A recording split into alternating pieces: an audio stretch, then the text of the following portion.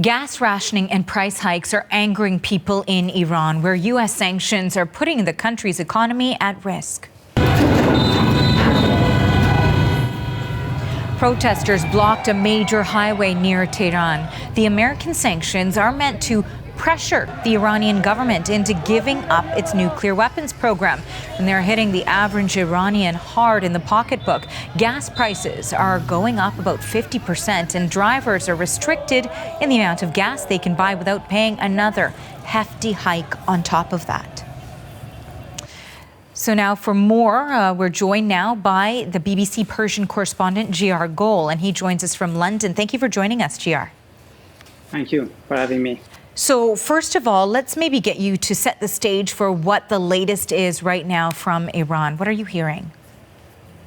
With what we are hearing from our sources underground and the footage we have received from people across the country, in small and major cities across the country, there has been a massive protest, and obviously police station, bunks, some of the government buildings have been attacked, and in some cities they have been set on fire. We have seen footage, actually, the security forces are firing at people. So far, numbers of people have been killed, and also scores of them have been injured and arrested. So it seems, actually, the protests continue through the night, and obviously right now in Iran is midnight. We have to see what will happen tomorrow. And the situation, most certainly, as we're seeing from those images, has escalated over time. So what sparked the demonstrations, the protests, and what we're seeing right now? Well, obviously, the sudden decision of the government to rationing the fuel, the petrol, and also increasing the price almost by 50%, this make many people angry about the situation, particularly at the time Iran is under the toughest sanctions and the economy almost crippling. The government confessed that. They said the sanction actually affecting their economy. That's the ordinary people who have to endure this pressure. That's why actually it gives them excuse. Many people across the country poured out in the street. If you listen to slogans of those people who are in the street today, many of them, they say no to Gaza, no to Lebanon, I sacrifice my life for Iran. It's not something they are against those countries. They are against the Iranian regime policies in those countries because they have spent billions of dollars on proxies in those countries, in Lebanon, in Syria,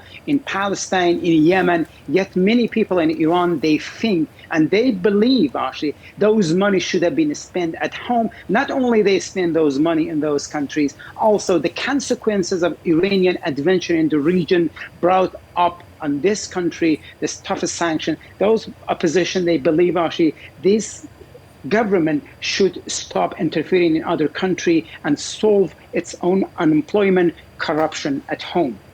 So when that message is coming across so loud and clear, as you've mentioned, from those in the streets demonstrating right now, how is the Iranian regime responding to what they're seeing outside?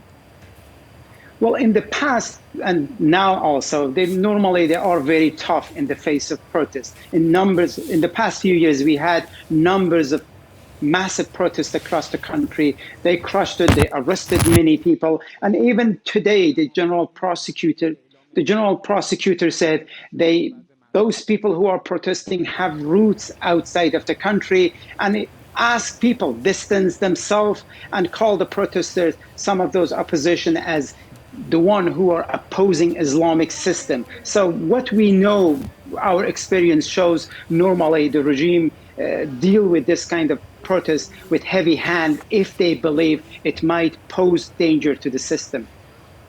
And, you know, some of the footage that we're seeing coming out as well from those demonstrations, as you mentioned, you're hearing a lot of chants and also seeing some resisting security forces as well. Those are some of the latest images that we're seeing online. So what specifically, and you've touched on this, is at the heart of those chants, and how does this compare to what we saw maybe a decade ago?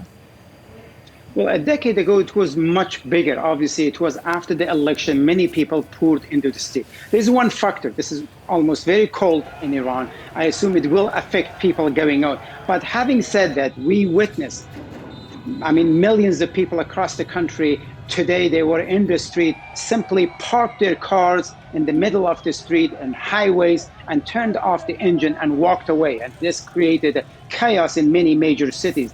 Also, I mean, if you listen to the slogans, some of them, for example, they were saying the supreme leader lived like a god, we live like a beggar. Some of the people down with the supreme leader, Ayatollah Khamenei. This kind of slogan we are hearing, people, it seems, they have lost, at least those people who are in the street, they have lost hope with the regime, and they believe corruption, unemployment, and the current economic situation in the country is the result of the policy of the Islamic regime in Iran.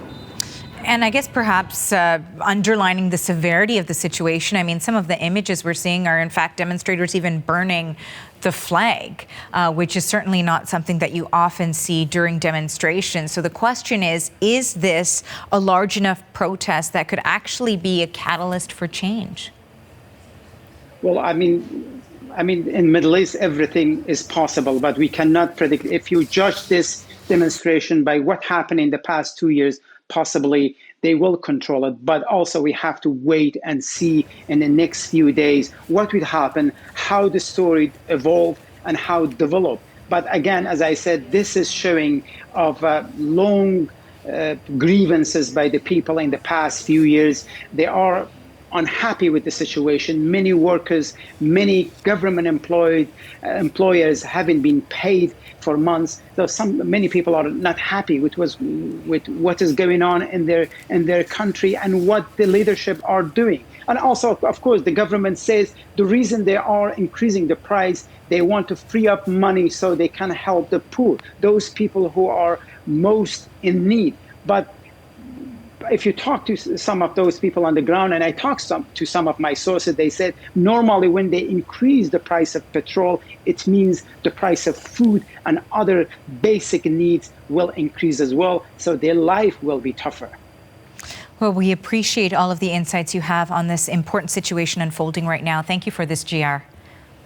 Thank you for having me. Jiyar Gol is a BBC Persian correspondent.